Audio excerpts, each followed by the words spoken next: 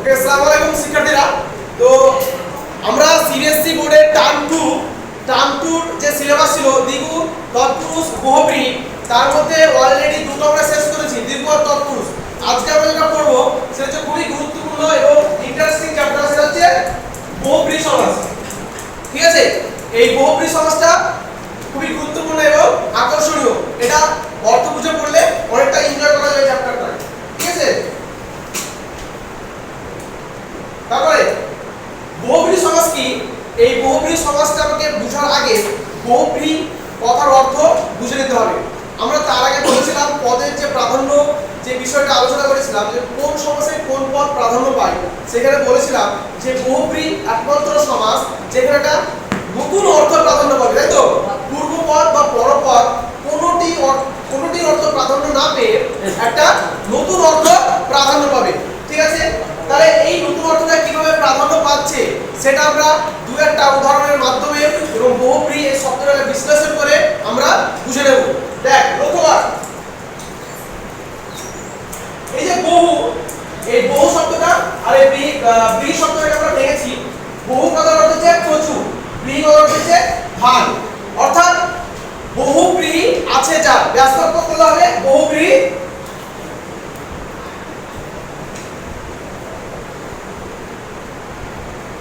আছে যার, সমস্ত হচ্ছে বহুব্রীহি। অর্থাৎ এখানে বহু বা ব্রীহি, প্রচুর আর ধান, এই দুটো মধ্যে কোনোটির অর্থে প্রাধান্য পাচ্ছে না। যার প্রচুর ধান আছে সেরকম কোনো একজন ব্যক্তিকে বোঝাচ্ছে, হতে পারে সে কৃষক বা চাষি। ক্লিয়ার?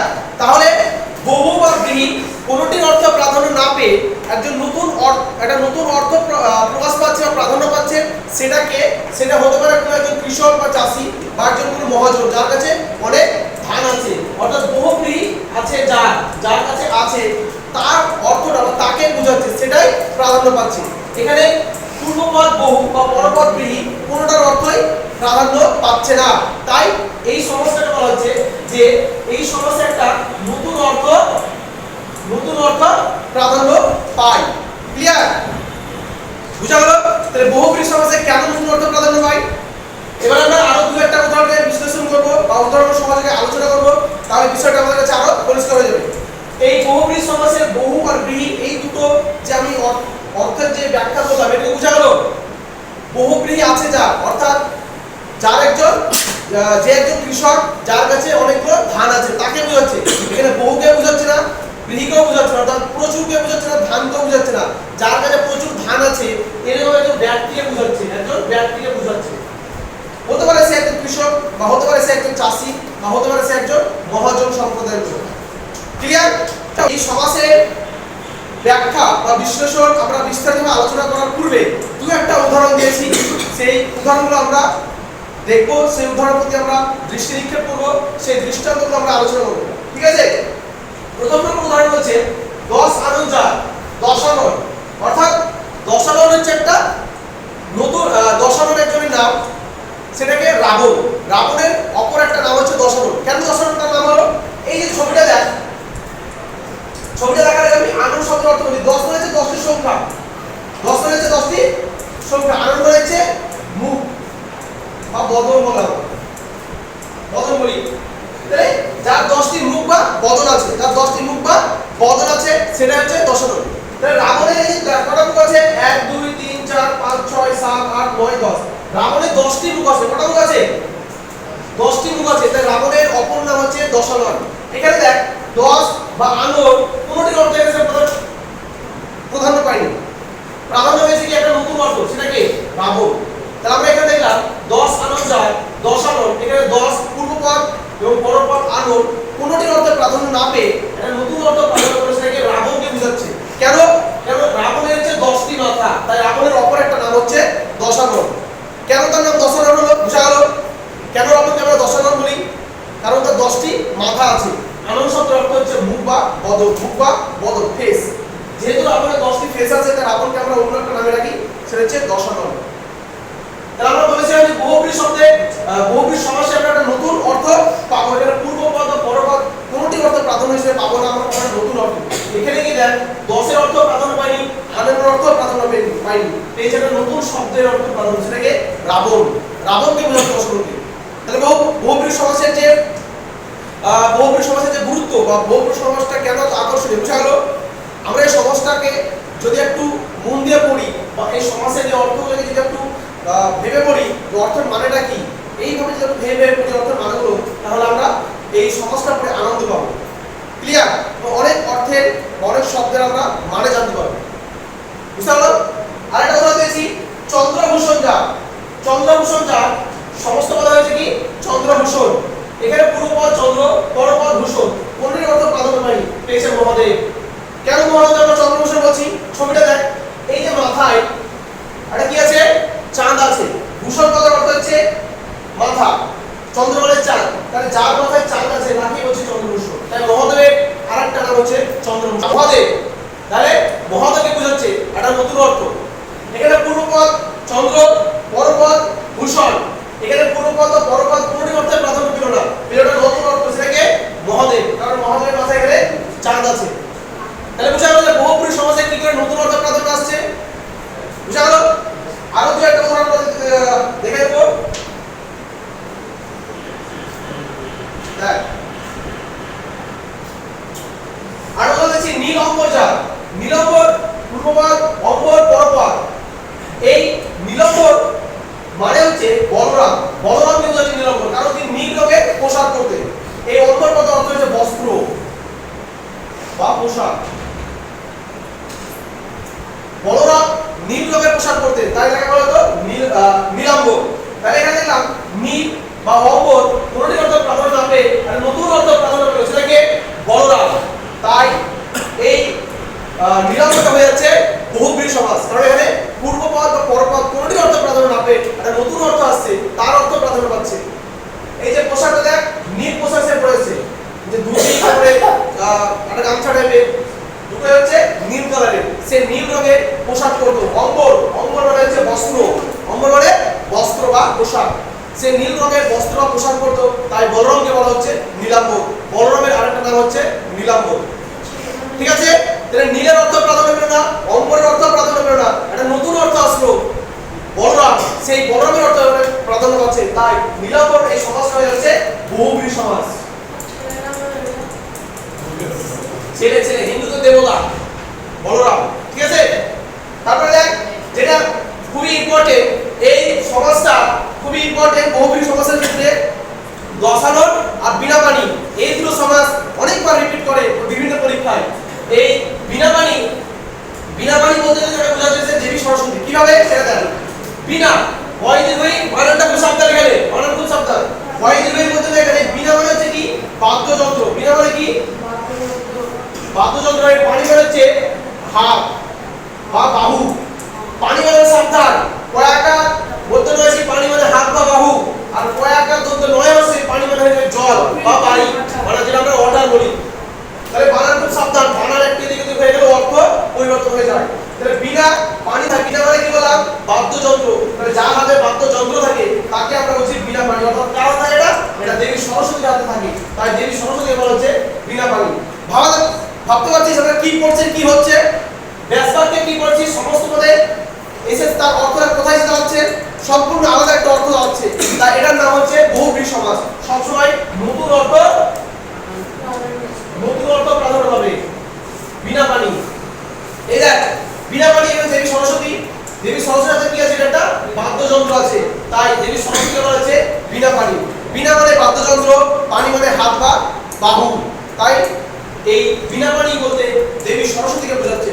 অর্থাৎ এখানে পূর্বপদ বিনা, পরপদ পানি, কোনটি অর্থ প্রাধান্য পাচ্ছে না, পাচ্ছে একটা নতুন অর্থ, সেটা হচ্ছে দেবী সরস্বতী। তাই এখানে বিনা পানি হয়ে যাবে বহুব্রীহি সমাস। এটুকু ক্লিয়ার? ক্লিয়ার এটুকু? এবার এখানে যে প্রশ্ন কেমন আসতে পারে স্যার, তুই একটা প্রশ্ন আমি নমুনা দিয়েছি, ওটা যদি দেখিস প্রশ্নগুলো দেখ তাহলে বুঝতে পারবি। দেখ কেমন প্রশ্ন আছে এখানে। প্রথম প্রশ্ন বলেছে পঞ্চমুখ বা পঞ্চানন কোন সমাসের উদাহরণ? দ্বিগুণ, তৎপুরুষ, বহুব্রীহি না দ্বন্দ্ব? এটা মাধ্যমিকে এসেছিল 1993 সালে। ঠিক আছে? 1993 সালে মাধ্যমিকে এসেছিল। এবার তোদেরকে বলেছিলাম যে দ্বিগু সমাসে পূর্বপদ কি হয়, সংখ্যাবাচক হয়। অনেকে কি করবে, পঞ্চ মানে তো 5, পঞ্চ মানে তো 5, অনেকে চতুর্ভুজের দ্বিগুণ হবে, দ্বিগুণ হলে এটা ভুল হবে। কেন ভুল হবে? কারণ এই পঞ্চমুখ মানে হচ্ছে যার পাঁচটা মুখ আছে, যার পাঁচটা মুখ আছে। পঞ্চানন আমরা মানে বললাম মুখ বা বদন, তাহলে যার পাঁচটা মুখ বা বদন থাকবে তাকে আমরা বলছি পঞ্চানন। সেটাকে এই করে দেখ কত মুখ আছে এখানে 1 2 3 4 5 পাঁচটা মুখ আছে। এটা হচ্ছে শিবের বা মহাদেবের। শিবের অপর নাম হচ্ছে পঞ্চানন, কারণ শিবের পাঁচটা মাথা আছে। আমরা দেখলাম রাবণের 10টা মাথা ছিল, তাই রাবণের অপর নাম দশানন। শিবের আছে 5টা মাথা, তাই শিবের অপর নাম হচ্ছে পঞ্চানন। এটা যদি কেউ দ্বিগুণ করে সংখ্যা দেখে তাহলে ভুল হবে। এটা নতুন অর্থ প্রাধান্য আছে, নতুন অর্থ প্রাধান্য পেলে সেটা হয়ে যায় কি বহুব্রীহি। সঠিক উত্তর হবে বহুব্রীহি। এই প্রশ্নটা 1993 সালে মাধ্যমিক পরীক্ষায় এসেছিল। ক্লিয়ার? আরেকটা প্রশ্ন আছে ব্যাস বাক্য দিয়ে, যেমন নীলকণ্ঠ যাক। নীলকণ্ঠ এর সঠিক ব্যাস বাক্য কি হবে? নীলকণ্ঠ যাক, নীলকণ্ঠে যাক, নীল যে কণ্ঠ নাকি কণ্ঠ নীলের ন্যায়? কোনটা হবে? নীলকণ্ঠ যাক। সঠিক উত্তর পা। কেন? এখানে দেখ ছবিটা দেখে বুঝতে পারবে।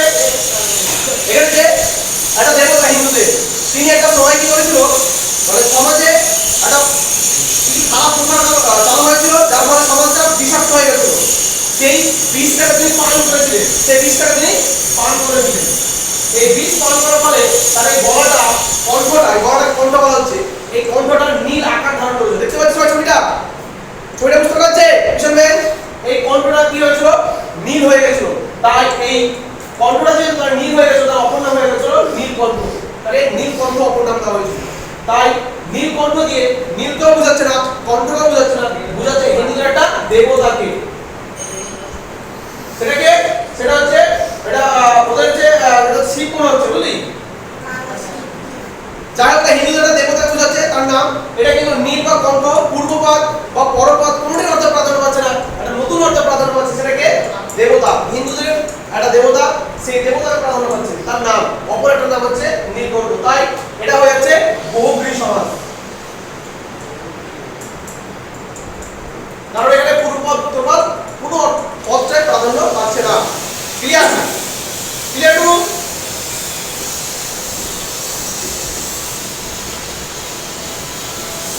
তাহলে ব্যাস বাক্য সমাস নিয়ে করো, এরকম প্রশ্ন আছে পরীক্ষায়। তাহলে গজানন কি হবে আর গজ পূজা কি হবে? গজানন হচ্ছে গজ শব্দের অর্থ যদি আমরা দেখি, গজ হচ্ছে হাতি, গজ মানে কি হাতি। তাহলে ব্যাপকভাবে গজ আলোর যা, অর্থাৎ আনন্দ মানে কোথায় বলেছে? আনন্দ মানে কি মুখ বা বদন। মানে যার মুখটা গজের মতো, মানে কার মতো? হাতির মতো, হাতির মতো, তাকে বলছে গজানন। এটা একটা হিন্দুদের দেবতা, সেটাকে গণেশ। এটা মুখটা দেখ হাতির মতো। তাই এই হিন্দুদের যে দেবতা গণেশ, এই গণেশের অপর হচ্ছে গজানন।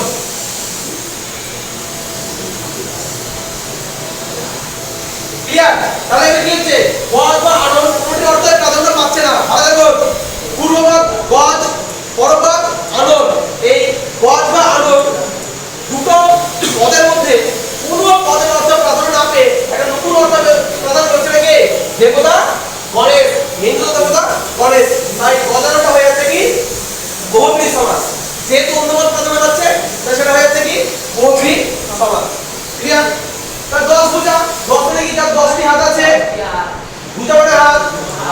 তার যার 10টি হাত থাকবে তাকে বলছে 10 ভুজা।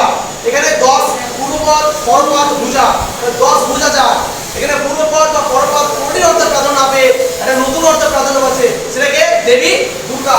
দেবী দুর্গা 10টা, 1 2 3 4 5 6 7 8 9 10। যেহেতু দেবী দুর্গা 10টা হাত আছে, তাই দেবী দুর্গার অপর নাম হয়ে যাচ্ছে 10 ভুজা। ক্লিয়ার? যেহেতু দেবী দুর্গার 10টি হাত আছে, তাই দেবী দুর্গার অপর নাম হয়ে যাচ্ছে 10 ভুজা। কারণ এখানে পূর্বপদ বা পরপদ কোনটির অর্থ প্রাধান্য না পেয়ে একটা নতুন অর্থ প্রাধান্য পাচ্ছে, তাই এই 10 ভুজাটা হয়ে গেল কি বহুব্রীহি সমাস। ক্লিয়ার? বুঝা গেল বহুব্রীহি সমাসে কিভাবে নতুন অর্থ প্রাধান্য পাচ্ছে? আমরা যদি এই বহুব্রীহি সমাসের এই ব্যাস বাক্যগুলো যে পদগুলো আছে, সেই পদগুলোর অর্থগুলো একটু মানে বুঝে পড়ার চেষ্টা করি, আমরা এখান থেকে একটা আনন্দ পাবো, পড়ার মাধ্যমে একটা আনন্দ উপভোগ করবো। বুঝার চেষ্টা করবো। তাহলে স্যার আমি কি মুখস্থ করবো না?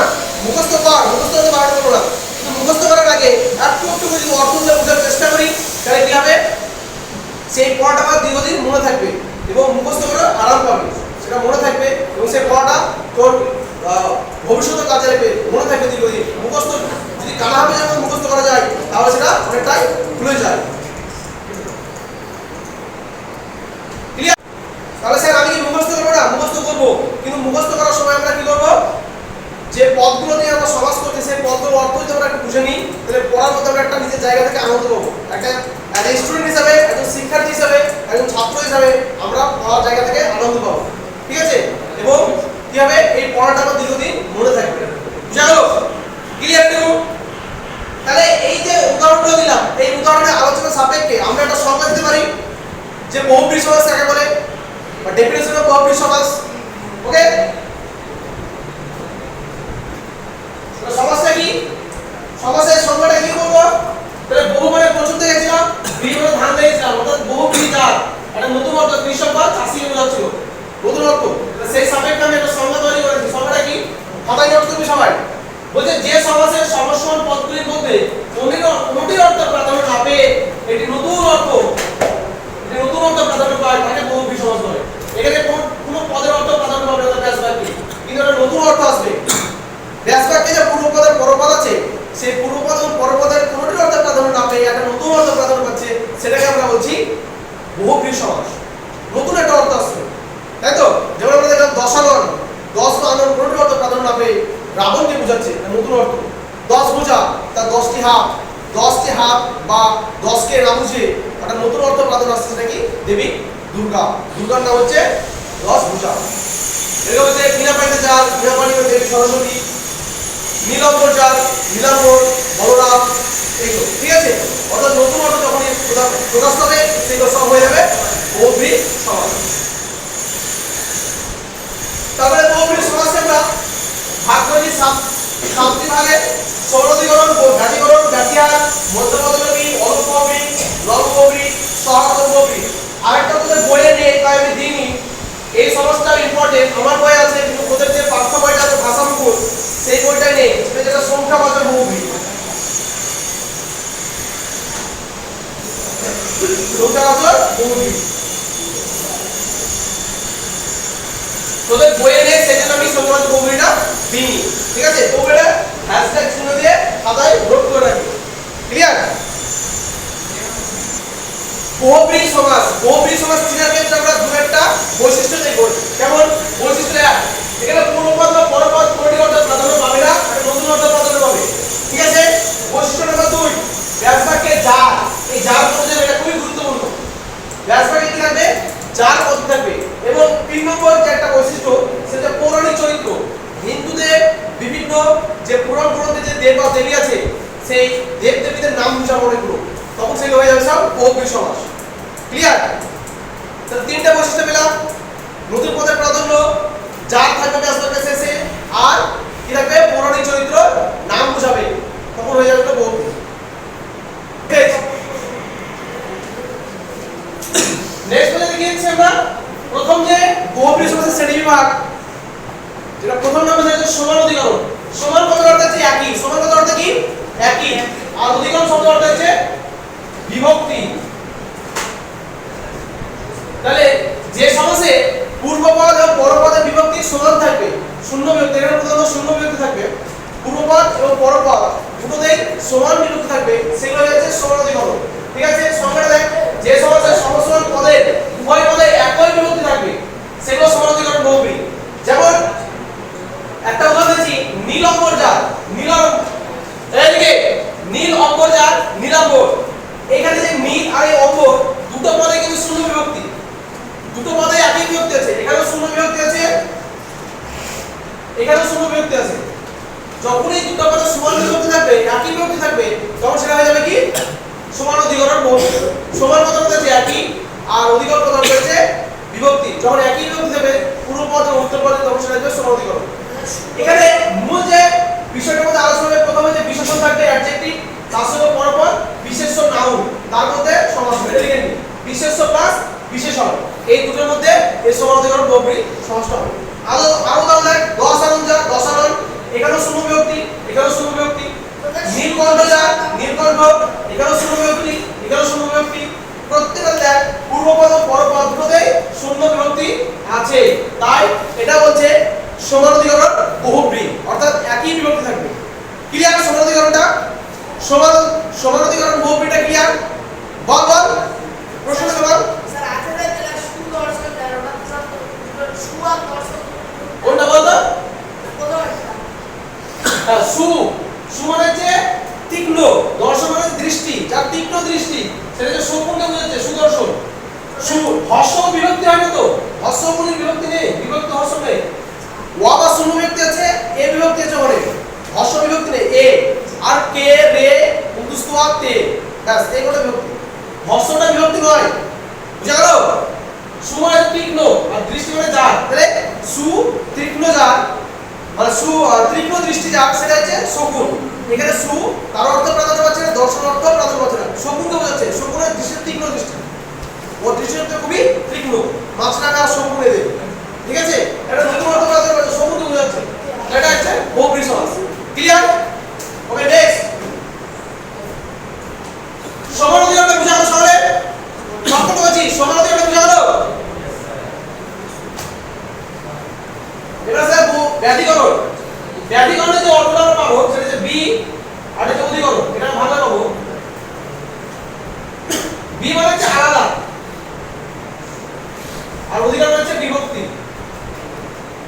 যখন পূর্বপদ এবং পরপদে আলাদা বিভক্তি থাকবে, আমরা আগেরটা কি দেখলাম, দুটোতে শূন্য বিভক্তি ছিল, একই বিভক্তি। এখানে একটাতে বিভক্তি থাকবে আরটাতে বিভক্তি শূন্য থাকবে।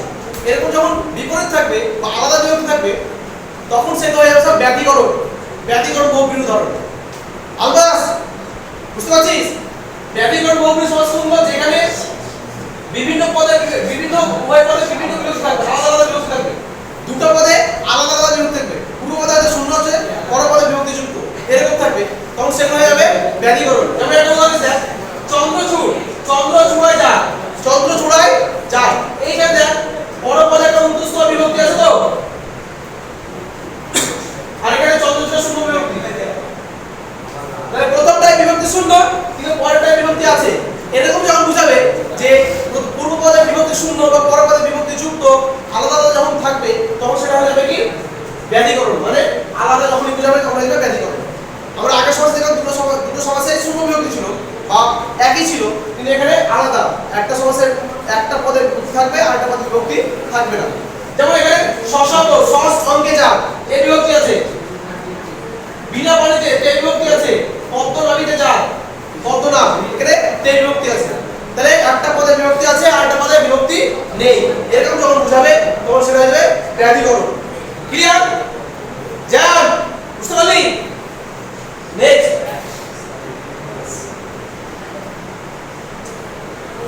নেক্সট কি নিয়েছে? ব্যাতিহার। ব্যাতিহারটা কি বুঝাবো? যখন পরস্পর ক্রিয়া বুঝাবে, পরস্পরকে ক্রিয়া বুঝাবে, বুঝে এই বহুব্রী সমাসে একই জাতীয় ক্রিয়ার বিনিময় বুঝাবে। যেমন হাতাহাতি, হাতে হাতে যে লড়াই, হাতাহাতি হাতে হাতে যে লড়াই, জানাজানি পরস্পরকে জানা, চুলাচুলি চুলে চুলে আকর্ষণ করে যে যুদ্ধ, লাঠালাঠি লাঠিতে লাঠিতে যে যুদ্ধ, কোলাকুলি হাসাহাসি, এগুলো সব হচ্ছে ব্যাতিহার। পরস্পর একই ক্রিয়া, দুটো ক্রিয়াই একই হবে, হাতে হাতে চুলে চুলে লাঠিতে লাঠিতে কোলাকুলি হাসাহাসি। একটা ব্যাসবাক্যে একটা ব্যাসবাক্যে যখন দুটো ক্রিয়া পরপর থাকবে তখন আমরা সেটা বলবো ব্যাতিহার। এটা দেখ এখানে হাতাহাতি, এই ভালোসো জ্যাম হাতাহাতি, এই প্রশ্নটা 1994 সালে মাদ্রাসার বোর্ড পরীক্ষায় ছিল। লাঠালাঠি লাঠি লাঠি যে যুদ্ধ, এটা ছিল 95 সালে বোর্ড পরীক্ষায়। বুঝলো? হাতে হাতে হাতাহাতি যে লড়াই, হাতে হাতে যে লড়াই হাতাহাতি, এটা হচ্ছে ব্যাতিহার বহুব্রীর উদাহরণ। কারণ এটা পরপর দুটো যে ক্রিয়ার কাজ সেটা বিনিময়টা বুঝাচ্ছে পরস্পর। লাঠি লাঠি যে ক্রিয়ার কাজের বিনিময় সেটা পরস্পর বুঝাচ্ছে, তখন এটা হয়ে যাবে সব ব্যাতিহার বহুব্রী। এখানে দুটো পরীক্ষা বোর্ডের প্রশ্ন, হাতাহাতি 1994 সালে এসেছিল, লাঠালাঠি 95 সালে মাদ্রাসা বোর্ড পরীক্ষা এসেছিল। বুঝা গেল? বুঝতে পারলি কাছে একটা ব্যাতিহার বুঝা গেল? আলবাস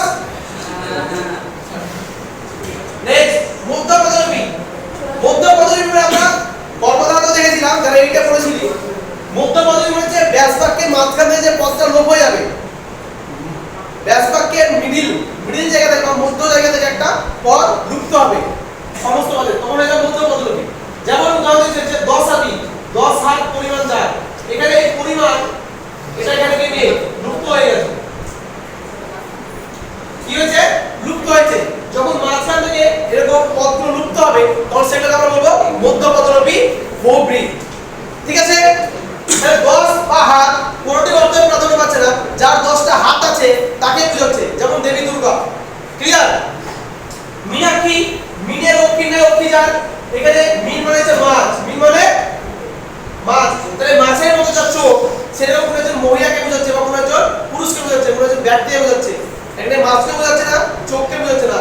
এই মাছের চোখের মতো যে ব্যক্তির চোখ কোনো মহিলা হতে পারে বা কোনো পুরুষ হতে পারে, সেই পুরুষকে বোঝাচ্ছে যে এর চোখটা মিনের অক্ষী না। আমরা বলি বিড়াল চোখী, তার মানে কি সেখানে বিড়াল তো বোঝাচ্ছে না, চোখকে বোঝাচ্ছে না, বিড়ালের চোখের মতো অন্য একটা ব্যক্তিকে বোঝাচ্ছে। বুঝালো? চন্দ্রমুখী, চন্দ্রের মতো মুখ যার, ওরা সুন্দরী মহিলা বোঝাচ্ছে যার মুখটা চন্দ্রের মতো।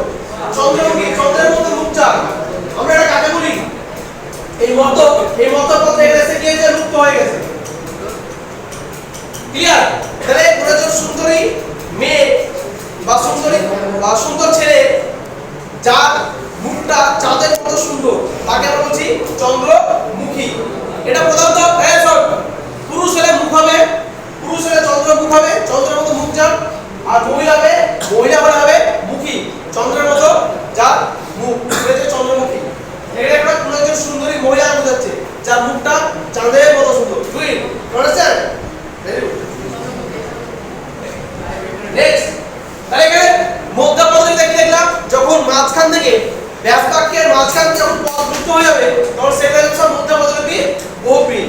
এখানে দেখ পূর্বপদ বা উত্তরপদ চন্দ্র বা মুখ কোনটি অর্থে প্রাধান্য পাচ্ছে না, একটা সুন্দরী মেয়ে বা সুন্দরী মহিলাকে বোঝাচ্ছে যার মুখটা চাঁদের মতো সুন্দর। নেক্সট, অলুক বহুব্রীহি। অলুক মানে হচ্ছে লুপ্ত নয়। অলুক মানে কি? লুপ্ত নয়।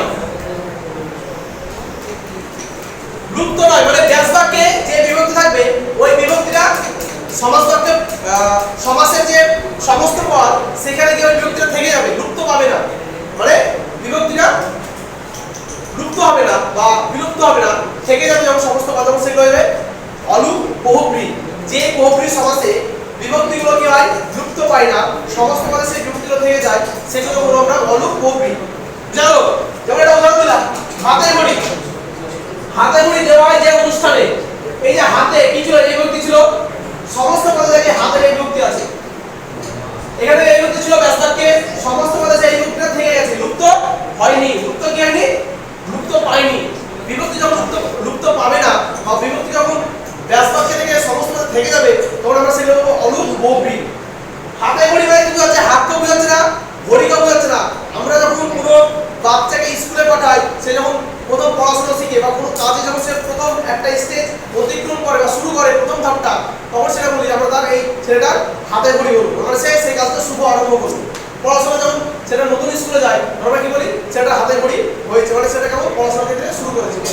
যখন কোনো চাকরি পাই তখন সেটা বলি সেটা হাতে ঘড়ি হয়েছে, মানে কি সেটা কেমন তার কর্মজীবনে শুভ আরম্ভ করেছে, তার মানে তার জীবনটা নতুনভাবে শুরু করেছে। একটা কোনো অনুষ্ঠানকে বোঝাচ্ছে, অনুষ্ঠান নয়, একটা কোনো পর্যায়ে বোঝাচ্ছে যেটা নতুন ভাবে শুরু হচ্ছে।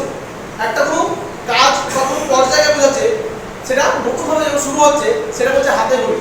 নেক্সট, গায়ে হলুদ। গায়ে হলুদ দেওয়া হয় যে অনুষ্ঠানে, এখানে গায়ে আছে কি?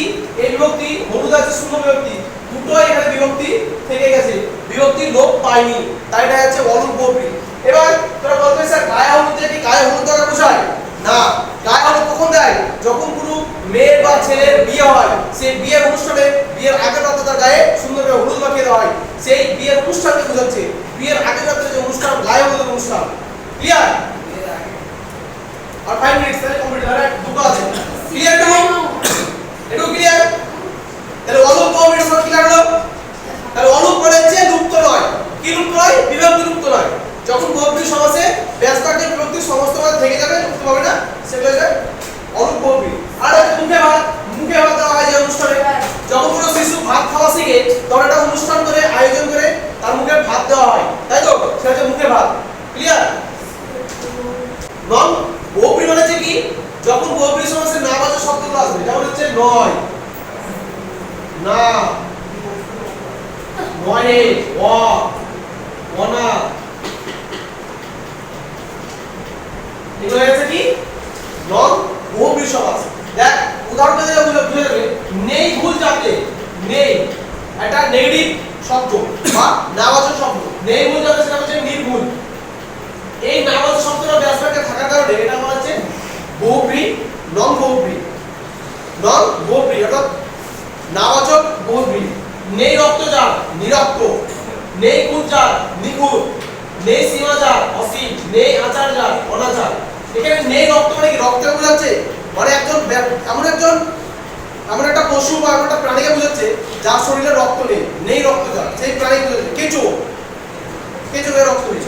নেই কুলজার এমন একটা প্রাণী বা বস্তুকে বোঝাচ্ছে, বা এমন একটা কোনো ব্যক্তিকে বোঝাচ্ছে যার মধ্যে কোনো খুঁত নেই, নিখুঁত সে।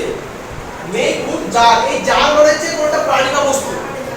এই প্রাণী বা বস্তুকে যখনই নির্দেশ করা হবে তখন সেগুলো হয়ে যাবে সব বহুব্রীহি। যার মানে হচ্ছে কোনো প্রাণী বা বস্তুকে বোঝাচ্ছে। নেই খুঁত জার মানে যে বস্তুটার মধ্যে কোনো খুঁত নেই বা যে প্রাণীর মধ্যে কোনো খুঁত নেই, সেটা হচ্ছে নিখুঁত। তারপর নেক্সট,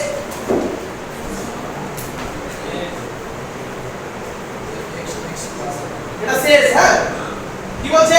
সহার্থ। সহার্থ মানে হচ্ছে সাথে থাকবে। যে বহুব্রীহি সমাসের সহার্থ, এটা আকার হবে, আকারটা দিয়ে দিবি। আকার হবে সহার্থ পূর্বপদের সঙ্গে বিশেষ্য পদের সমাস হয় সেটা সহার্থ। সহিত বা সহ থেকে ব্যাসবাক্যে, এই সহিত বা সহ থেকে ব্যাসবাক্যে কি আসবে? দন্ত সহ হয়ে যাবে। যেমন সপরিবার, পরিবারের সহিত বর্তমান, মানে সে পরিবারের সাথে আছে। এই সহিত ওই পদটা থেকে কি হলো? স পেলাম, সহিতটা পাচ্ছি না।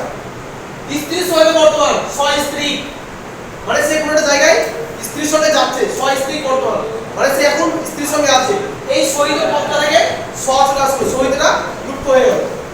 শিষ্যের সহিত বর্তমান, সশিষ্য, মানে আমি যেমন এখন আছি, তোরা শিষ্য, আমি গুরু, তাহলে শিষ্য সহিত বর্তমান আছি, তাহলে সশিষ্য, একটা ক্লাসরুমে বোঝাচ্ছে। অপদার সহিত বর্তমান, সাবধান। এই সহিত কোথায় কি হয়ে যাচ্ছে? দন্ত ছড়া পাচ্ছি, ঠিক আছে? সহ বা সহিত এই দুটো দ্বারা সবসময় আমরা দন্ত ছড়া পাবো। এরকম যখন বোঝাবে সহার্থ মানে সাথে আছে এরকম যখন বোঝাবে তখন সেটা হবে সহার্থ বহুব্রীহি। ক্লিয়ার?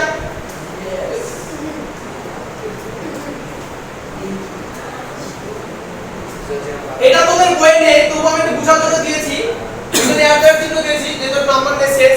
সংখ্যাবাচক বহুব্রীহি মানে হচ্ছে যখন বহুব্রীহি সমাসের সংখ্যা বুঝাবে কিন্তু সংখ্যার অর্থ প্রাধান্য পাবে না। আমরা দ্বিগু সমাসে দেখছিলাম সংখ্যা পাই, বহুব্রীহি সমাসের সংখ্যা পাবে, এই দুটো নিয়ে দ্বন্দ্ব তৈরি হয়। তো পরের ক্লাসে দ্বিগু সমাস আর সংখ্যাবাচক বহুব্রীহি সমাসের পার্থক্য কি করে করবে সেই বিষয়টা জানাবো। যেমন এখানে বলছে এক পায়া আছে যার, মানে টেবিল তুমি হচ্ছে ত্রিনয়, তিনটি নয় আছে যার, শিবের তিনটি নয় থাকে, এখানে একটা থাকবে, এখানে একটা, আর এইখানে ছোট্ট একটা নয় আছে কপালের কাছে। এই তিনটি নয়ন যার আছে তাকে বলছে ত্রিনয়ন, সেটা থেকে শিবের অপর নাম ত্রিনয়ন। নেক্সট সাতরাঙা, সাতটি রং আছে যার, সবগুলো কি আছে? সংখ্যা বোঝাচ্ছে, 3 7 3টি 14 10 4। যখনই সংখ্যা বোঝাবে এবং সেই ব্যাসবাক্যর মাধ্যমে একটা অন্য নতুন অর্থ প্রাধান্য পাবে তখন সেটা কি? সংখ্যাবাচক বহুব্রীহি। যেমন সাতটি রং, এখানে সাতটিকে বোঝাচ্ছে না, রংকে বোঝাচ্ছে না, বোঝাচ্ছে কাকে? রামধনুকে, নতুন একটা অর্থ রামধনু। তিনটি মাথার মিলন, তিনটি মাথার মিলন মানে কি বোঝাচ্ছে? তিনটি মাথা যেখানে একসাথে মিলন হয়। আমি যদি বলি তিনটি রাস্তার মিলন, এই যে মোড়, এটা কি বলছি? তিনটা মিলন হচ্ছে, এটা কি মোড় বলছি। তাহলে এটা তিনটি বা মাথার মোড়টি অর্থ প্রদান করছে একটা মোড়, রাস্তার মোড়কে বোঝাচ্ছে। যেমন বিড়লা মোড়ে তিনটি রাস্তা মিলন হচ্ছে, এটা কি বিড়লা মোড়? আমরা বলি না যে তিনটি মাথার মিলন এখানে, কিন্তু এটাকে তিনটি মাথার মিলন হচ্ছে, কিন্তু নতুন অর্থ পেয়েছি সেটা কি মোড়, যেখানে মোড় টাইপ হয়। মোড় বলি তো আমরা, যেখানে দুটো রাস্তা তিন রাস্তার পরে কিছু দোকান তৈরি হয়, কিছু মানুষের জমায়েত হয়, সেটা মোড় বলে। চৌরাস্তা, যেমন চারটা রাস্তা মিলন করবে, তো এটা বলছে একটা মোড়, তো এটা একটা নতুন অর্থ প্রাধান্য পাচ্ছে মোড়, তো এটা বলছে সংখ্যাবাচক বহুব্রীহি।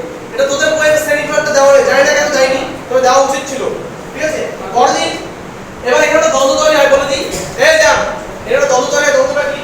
এখানেও সংখ্যাবাচক হয়ে যায়, দ্বিগু সমাসের সংখ্যা হয়ে যায়, তখন ছাত্রদের মধ্যে একটা কনফিউজ তৈরি হয় যে এটা কি হবে। যখন নতুন অর্থ প্রাধান্য হবে, ভালো মনে রাখি, যখন সংখ্যা দিয়ে নতুন অর্থ প্রাধান্য হবে তখন হয়ে যাবে বহুব্রীহি। আর যদি নতুন অর্থ প্রাধান্য না পায় তখন হয়ে যাবে দ্বিগু। যেমন 10 আনং যার 10 আনং, এখানে 10 আছে বলে দ্বিগু করলে ভুল হবে, কারণ এই 10 আনং দিয়ে আমরা রাবণকে বুঝছি, তাই তো।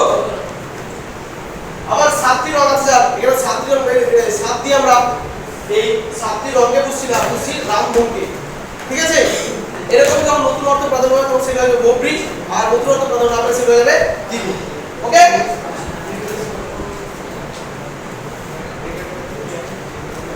ওকে, ধন্যবাদ। এই বহুব্রী সমাজটা যত পড়বি প্র্যাকটিস করবি তত আনন্দ পাবি। একটু প্র্যাকটিস করলে আরো ভালো শিখতে পারবি। ওকে।